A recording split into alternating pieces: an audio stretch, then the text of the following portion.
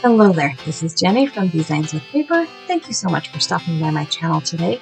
I have an art journal video for you today, so get comfy and let's get crafty.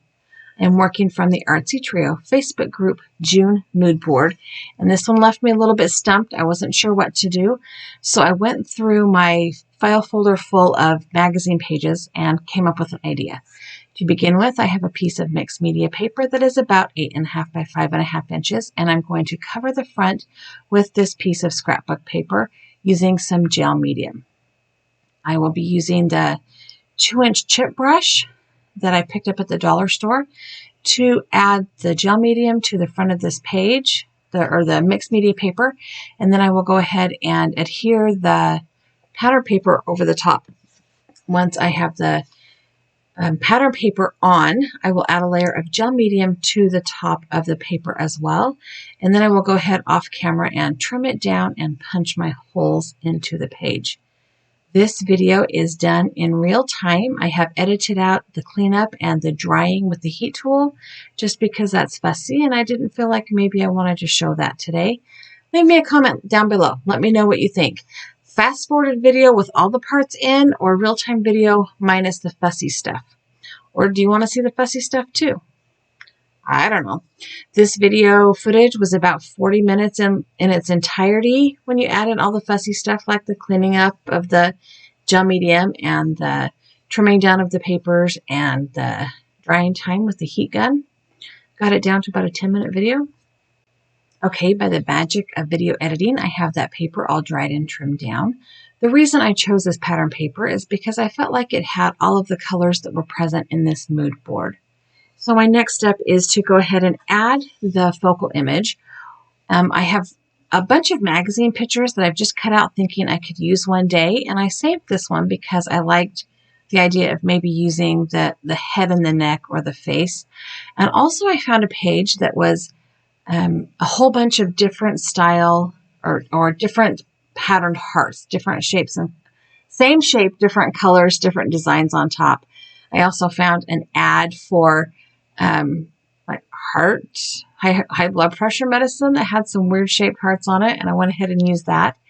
And I'm planning to make kind of a collage that goes along with the little quote that is on the mood board for this page.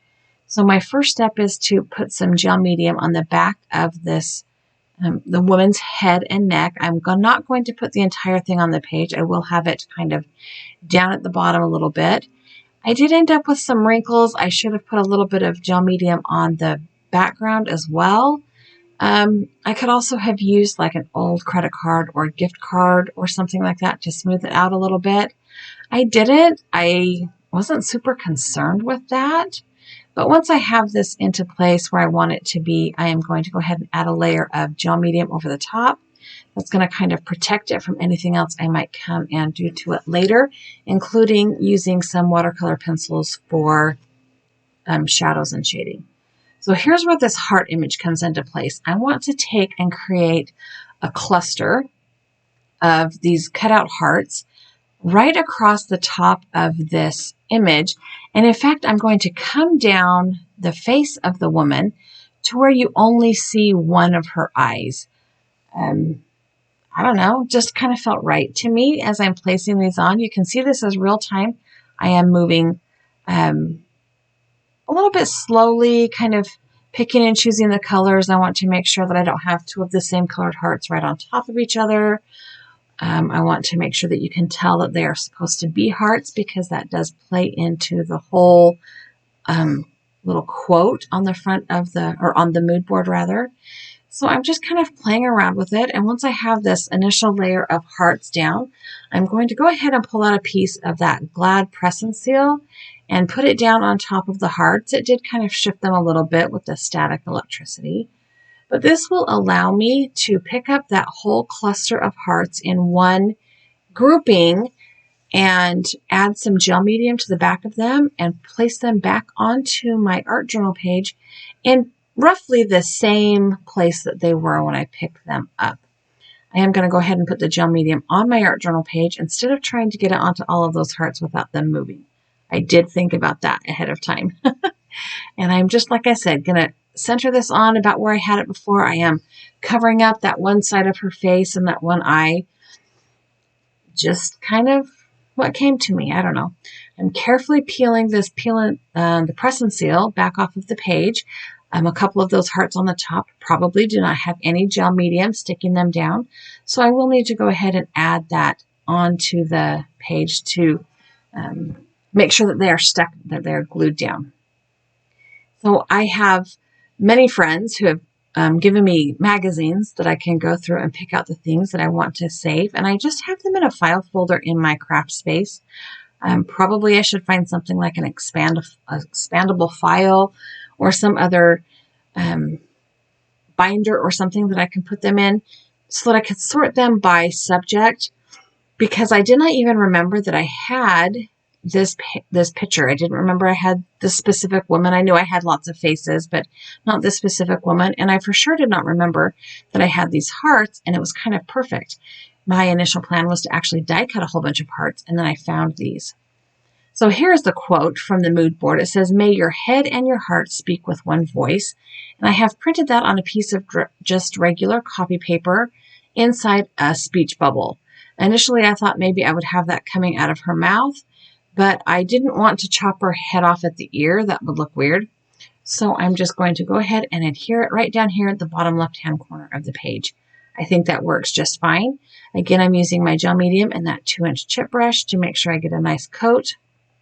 And once I have that down and heat set, I am going to go ahead and add some shadowing with my Derwent Inktense pencils and a water brush. Now, for some reason, I could not get this water brush for the water to come out. So I ended up just putting a little puddle of water on my craft mat that I will dip the water brush into. This is the only part of the video I have sped up. It is like 400 times my normal speed because it was about like 8 minutes maybe of just adding some shadows to these hearts. I did go around all of the edges of the hearts, thinking about which heart I wanted to appear to be on top versus which ones I wanted to make sure I pushed to the background. I did go around the woman's face. I didn't add too much shading to the hairline on the back side of the paper. I didn't really feel like that needed a shadow there.